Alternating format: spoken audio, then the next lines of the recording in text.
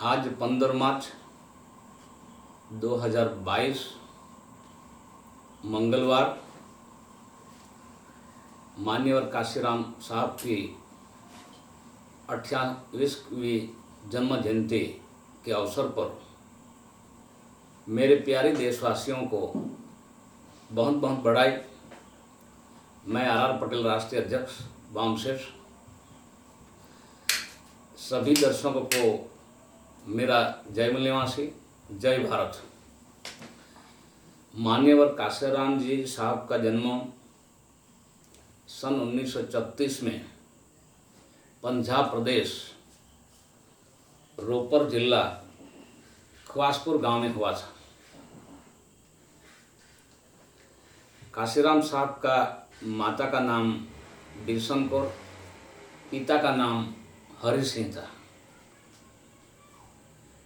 काशीराम साहब के कुल मिला के 2 भाई और 4 बहनें थे। सबसे बड़े काशीराम साहब था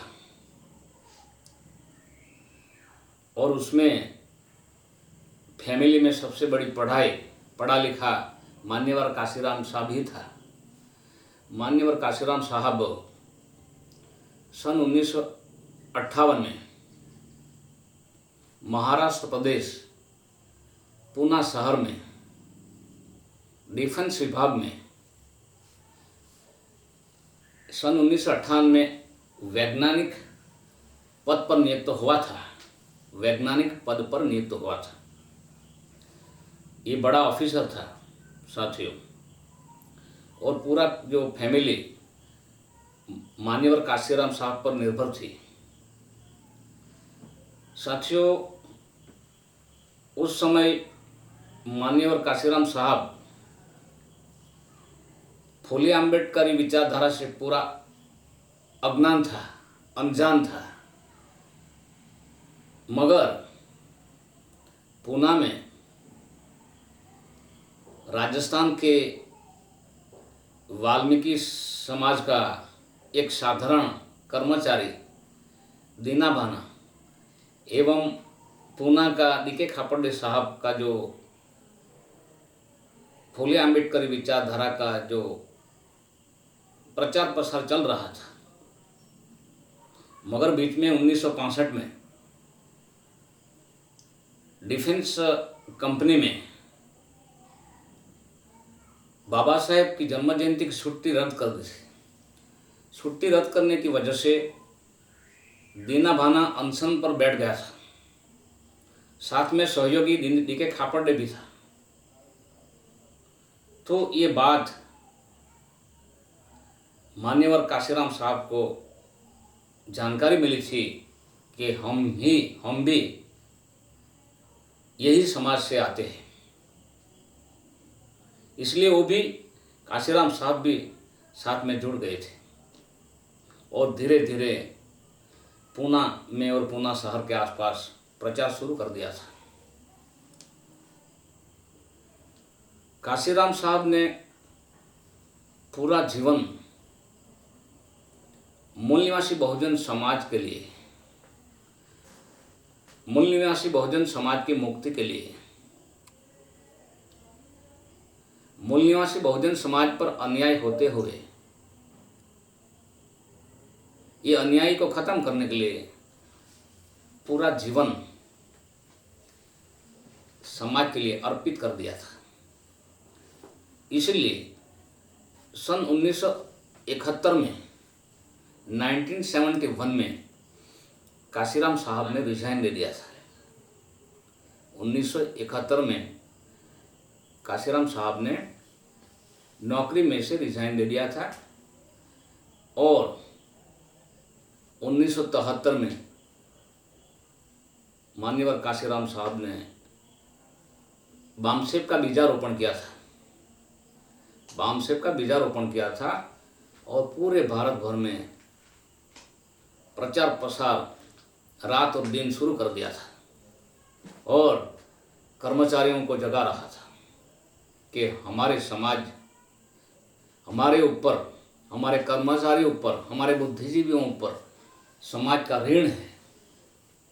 ये ऋण मुक्त होने के लिए, ये ऋण मुक्त होने के लिए समाज को जगाना चाहिए, दायित्व अदा करना चाहिए।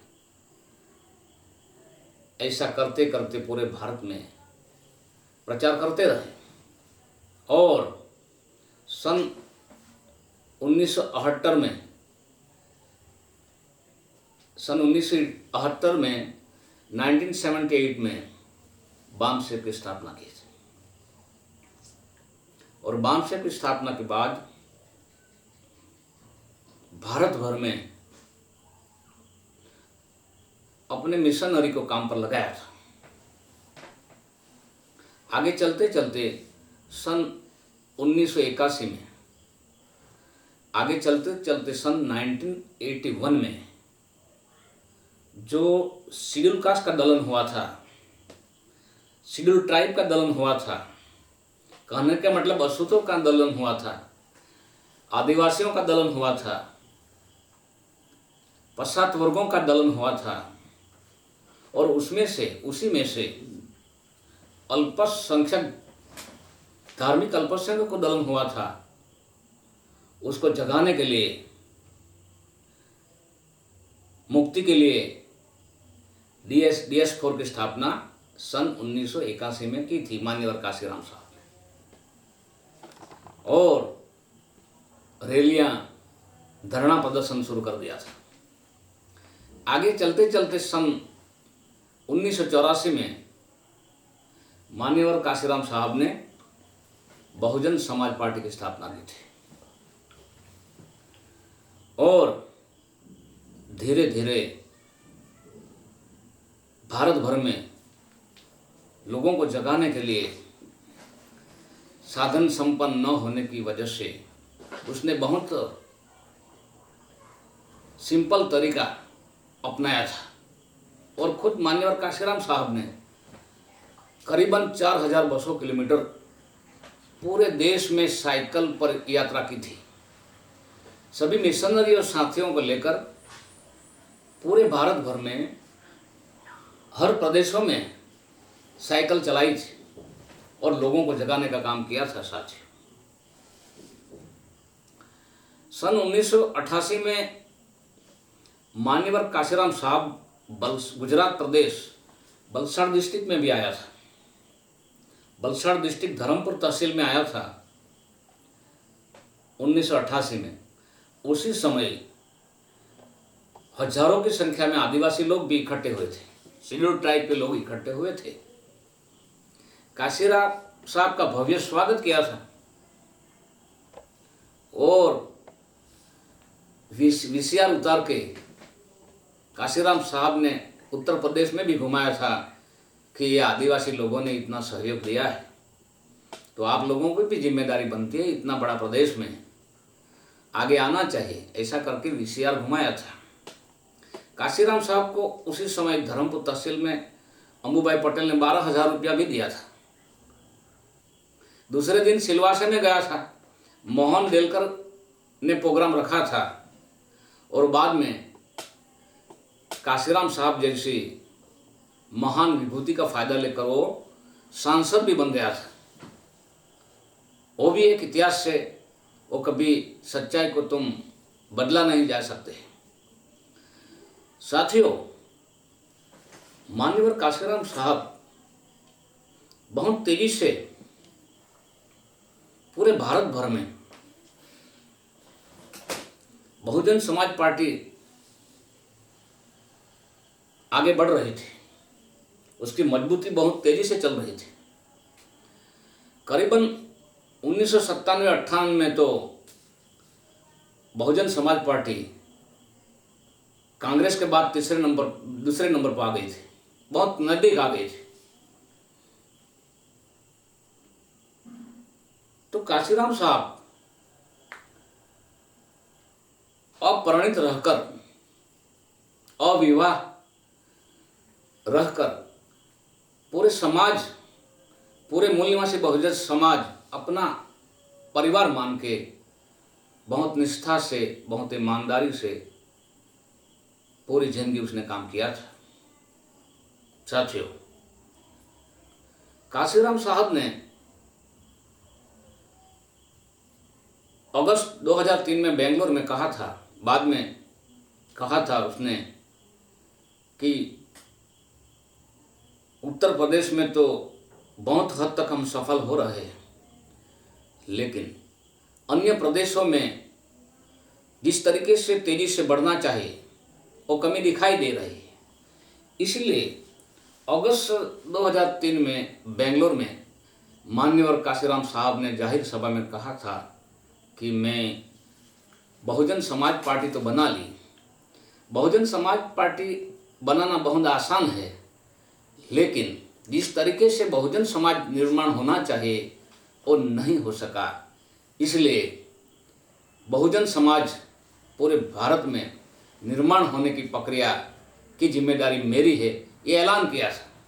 उसी समय से भारत के जो बहुत शातिर दिमाग के जो दुश्मन हैं, मैं बार बार कहता हूँ कि चित्ते जैसे चपल, कौवे जैसे चतुर और बगले जैसे ध्यान वाले, और वो जो सियाल कैजुअल सियाल जैसा, लोमड़ी जैसा लुच्चे लोग भारत के जो दुश्मन है वो समझ गए थे, सतर्क हो गए थे कि बहुजन पार्टी को बहुत मजबूत करने के लिए, जल्द से जल्द मजबूत करने के लिए काशीराम साहब दोबारा पीछे देख रहा था कि मूल निवासी बहुजन समाज निर्माण करना ये मेरी सबसे बड़ी आवश्यकता हो गई है। ये ऐलान किया था अगस्त 2003 बेंगलोर में। तो भारत के शातिर लोग सजाग हो गए थे, अलर्ट हो गए थे। वो भी एक इतिहास से प्रमाणित, और बहुजन संगठन में भी आया था ये बात। साथियों, जब 25 अगस्त 2003 में लखनऊ में, और लखनऊ में मेरे भाई और अंबू भाई पटेल भी गए थे, उसी समय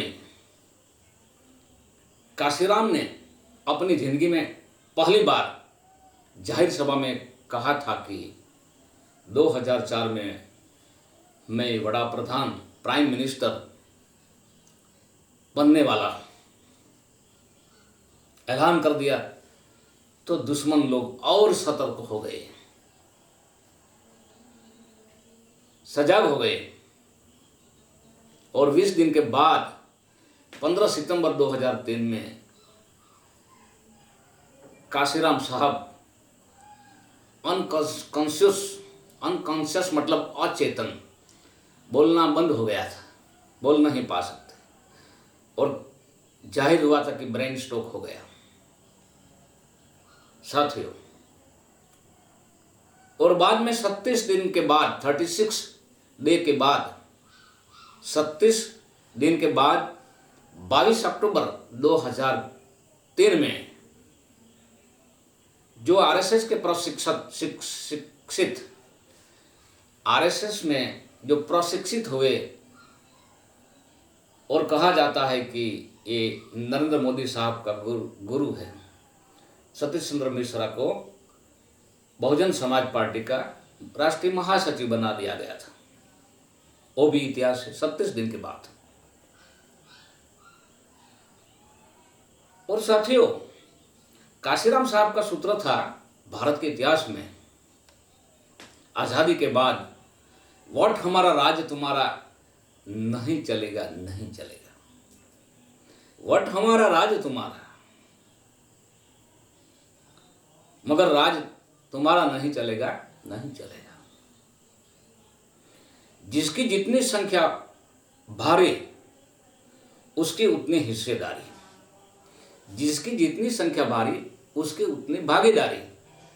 लोकतंत्र के सिद्धांत पर लोकतंत्र की व्याख्या करते हुए माननीय काशीराम साहब ने स्लोगन दिया था लोगों के सामने कि जिसकी जितनी संख्या भारी उसकी उतनी भागीदारी। मगर सतीश चंद्र मिश्रा आने के बाद उसने स्लोगन दिया कि जिसकी जितनी तैयारी उसकी उतनी भागीदारी, जिसकी जितनी थैली भारी उसकी उतनी भागीदारी। साथियों, सतीश चंद्र मिश्रा ने यह भी एक स्लोगन दिया था कि ये हाथी नहीं गणेश है, ब्रह्मा विष्णु महेश। तो मान्यवर काशीराम साहब ने धन दौलत साइड में रखकर, नौकरी छोड़कर पूरी जिंदगी मूल निवासी बहुजन समाज के लिए कुर्बानी दी थी। और काशीराम की वजह से आज़ादी के बाद, बाबा साहब के बाद समाज में, पूरे भारत में एक चेतना आई।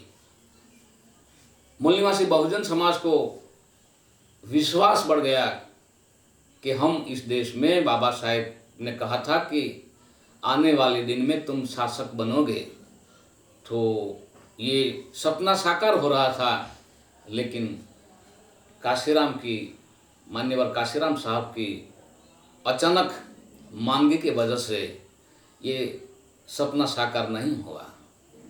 तो मैं आज मान्यवर काशीराम साहब की जन्म जयंती के अवसर पर सभी मेरे फूले अम्बेडकर वादी प्यारे देशवासियों, सभी फूले अम्बेडकर वादी मिशनरी साथियों को मेरा विनम्र निवेदन है कि काशीराम साहब ने जो काम किया है और काशीराम साहब का जो अधूरा काम है इस देश में, ये आज के दिन ही प्रणय करे, निर्णय करे और हमारी जो नई पीढ़ियां हैं, नई जनरेशन को बचाने के लिए, नई जनरेशन की मुक्ति के लिए, भारत का लोकतंत्र मजबूती के लिए, भारत का संविधान की सुरक्षा के लिए काम करेंगे। ऐसी आशा और विश्वास के साथ मैं आज यहीं मेरी बात समाप्त करता हूँ। जय मूल निवासी, जय भारत।